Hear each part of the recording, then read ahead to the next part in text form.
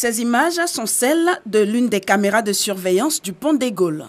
15h14, une fourgonnette fait une sortie de route, percute les barrières métalliques de sécurité avant de plonger dans la lagune. Quelques minutes après le drame, les forces de police et les sapeurs-pompiers militaires sont sur les lieux pour tenter de sauver les éventuelles victimes. Les recherches se poursuivent jusqu'à tard dans la nuit et sur le coup de minuit, le véhicule est entièrement sorti de l'eau.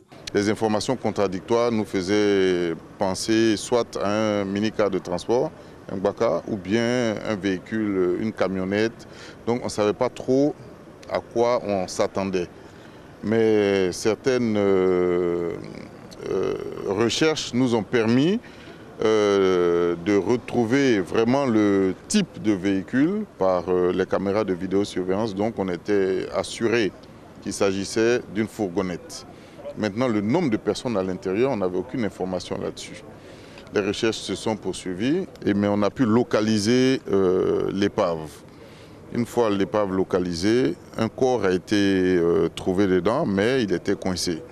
Donc il s'agit maintenant de faire sortir le véhicule avec le corps à l'intérieur. C'est ce qu'on vient de faire. Et selon les dernières informations que nous avons eues de quelqu'un qui connaît le propriétaire du véhicule, il y aurait au départ du véhicule 2 personnes. Donc il se pourrait qu'un deuxième corps soit retrouvé d'ici quelques jours, quelque part sur le plan d'eau. Pour cette opération qui a duré 9 heures, ce sont une centaine de personnes et des renforts civils qui ont été mobilisés. Dans cette lagune ébriée bien trouble, la manœuvre n'a pas été de tout repos. L'opération était très difficile à cause d'abord de la visibilité dans la lagune qui est nulle. On ne voit pas à 2 cm. Et ensuite le courant. Le courant est très fort dans la lagune. On ne l'imagine pas, mais il est très fort. Donc ces 2 facteurs-là ont rendu l'opération très délicate. Un corps repêché, identifié comme étant l'apprenti. Le chauffeur de la fourgonnette reste introuvable. L'enquête ouverte s'attellera à trouver la cause de ce drame qui s'est produit là où le 10 juin 2016, un camion de ramassage d'ordures avait plongé, faisant un mort et un disparu également. Reprise timide des activités dans les stations-service disséminées dans le district d'Abidjan depuis l'annonce de la levée du mot d'ordre de grève des transporteurs de camions citernes. Depuis le matin, il était là, très vite, il Rivera. C'est maintenant ça, les citernes arrivent dans les stations. Si ça continue comme ça, jusqu'à le soir, on sera heureux. Quelques stations-service ouvertes ont du mal à satisfaire la clientèle à cause de la forte demande. Toutes les stations n'ont pas repris. Ça n'a pas repris véritablement. Aujourd'hui, au moins, si on est arrivé, si on dit on peut avoir 5000 par voiture. Donc on essaie de prendre. Vous-même, vous voyez, ici déjà au rouge. Il n'y a pas assez de carburant. C'est à cause de ça on donne un peu au véhicule. Bon, d'ici lundi, les choses vont rentrer en ordre. Cette pénurie de carburant fait suite à la grève des chauffeurs de camions-citernes qui font la desserte à travers les villes du pays. Ces chauffeurs s'étaient insurgés contre les nouveaux instruments de mesure introduits par le groupement des pétroliers. Une situation qui crée de nombreux désagréments aux usagers et automobilistes. Madame, aujourd'hui nous avons 14 commandes. Oui. 2 mariages, oui. 100 à 300 personnes. Oui. Dans cet atelier de production de jus de fruits, ce samedi commence comme d'habitude. Sylvie, la patronne des lieux, s'assure de faire les bons points des commandes de jus avant leur livraison. C'est bon, tu peux y aller. C'est bon. Merci. Ok, à tout à l'heure. Une fois les bouteilles de jus de gingembre, de fruits de la passion, de citron et autres fruits partis pour la livraison, le petit personnel peut se remettre au travail. Dans ce laboratoire artisanal, le maître mot, promouvoir les saveurs de fruits et légumes exotiques sans pasteurisation ni autres procédés artificiels de conservation. Chez cette diplômée d'ingénierie en marketing management, on n'est pas guidé que par les simples plaisirs de la bouche. La petite unité de fabrique est aussi un laboratoire de conception de produits de santé et bien-être toujours à l'aide des fruits et légumes. Le corosol, ça c'est un de nos plus gros succès. C'est un produit, un fruit naturel qui ne pousse pas partout. Même en Côte d'Ivoire, c'est assez difficile de le trouver.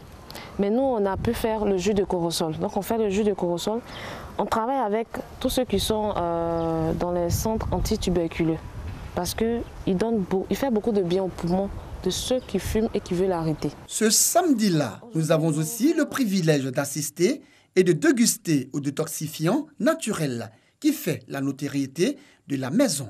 Le détox, c'est pour aider notre organisme. Et notre organisme n'a pas forcément besoin de ce qui est bon à notre palais. En général, on est porté sur le goût.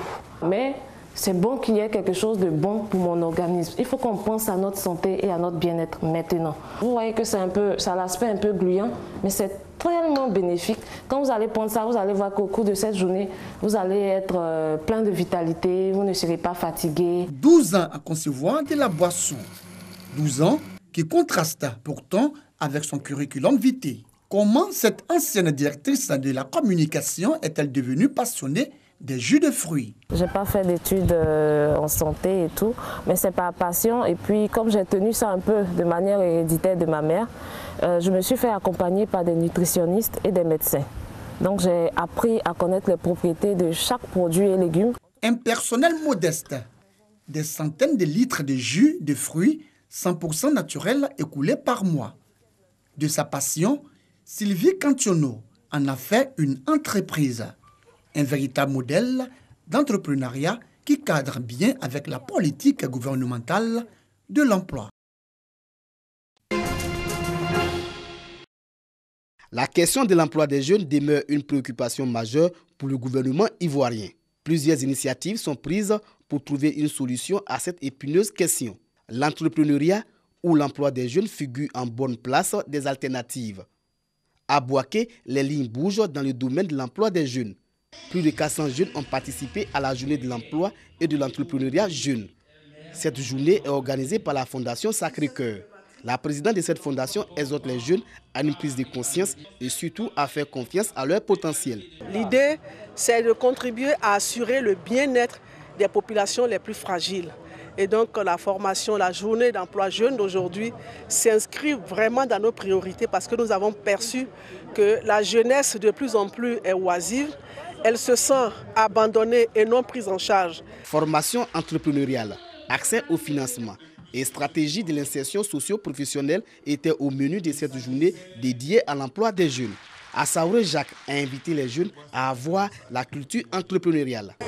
On a conscience que le gouvernement seul ne peut pas tout faire.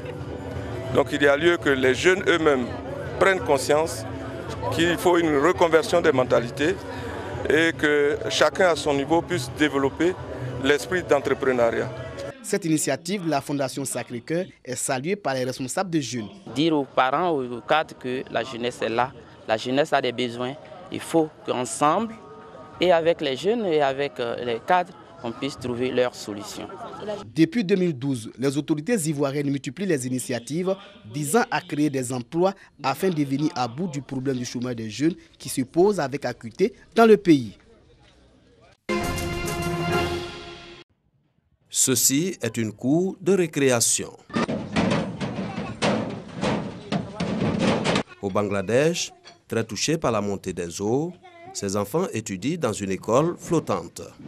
Ils ont ainsi accès à l'éducation, même pendant la saison des pluies. Si les enfants ne peuvent pas aller à l'école en absence de transport, alors l'école doit aller à eux. C'est comme ça que j'ai conçu l'école flottante, une bibliothèque, un centre de formation et une aire de jeu. Dans le district de Chalambel, une vingtaine d'écoles flottantes sillonnent la zone.